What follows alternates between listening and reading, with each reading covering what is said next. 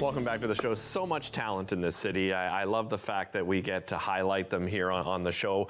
Before I introduce you to our next guest, her name is Christine Graves. She has a brand new album coming out, and one of the songs on that album, it's actually a great segue if you listen carefully to the lyrics of this mental health discussion that we've just had in the past two segments. Here is Bend the Rules by Christine Graves. Have a look.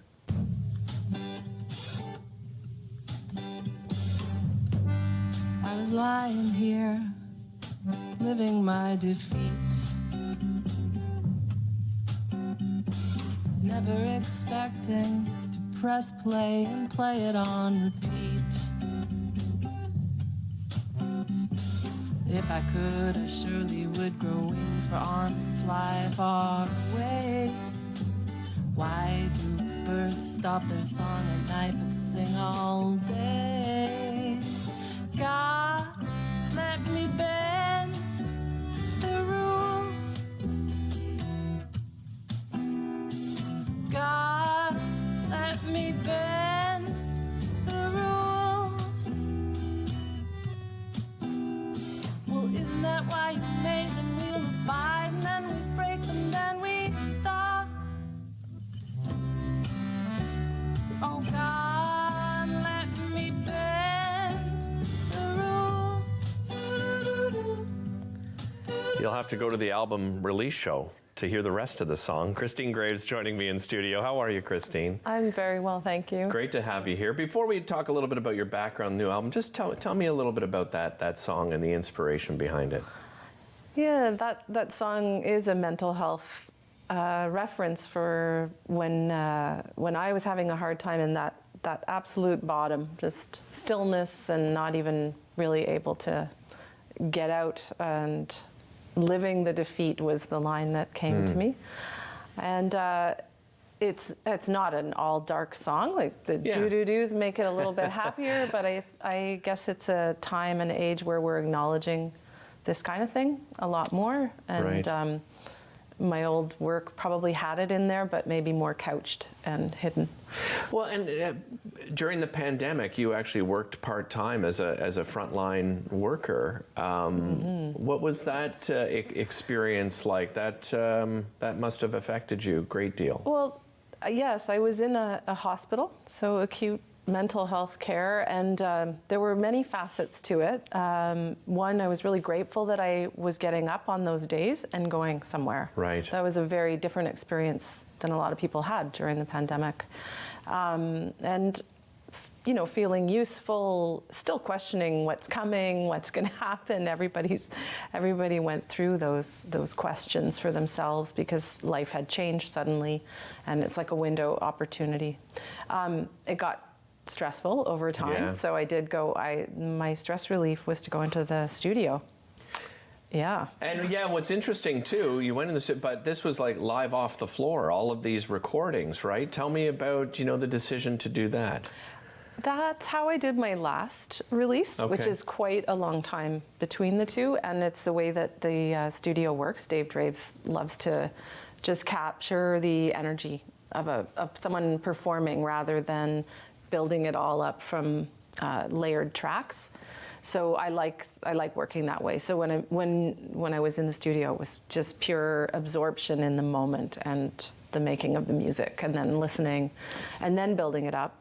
But I really like that performance feel in the takes with a guitar and vocals. And Nice. For people that aren't familiar with you, Christine, tell us a little bit about your musical journey, your background. I've been writing songs since probably the age of 4. Really? Wow.